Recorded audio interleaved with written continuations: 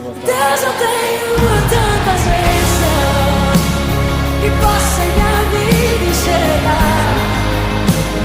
E quanto mais vejo os detalhes, tua bondade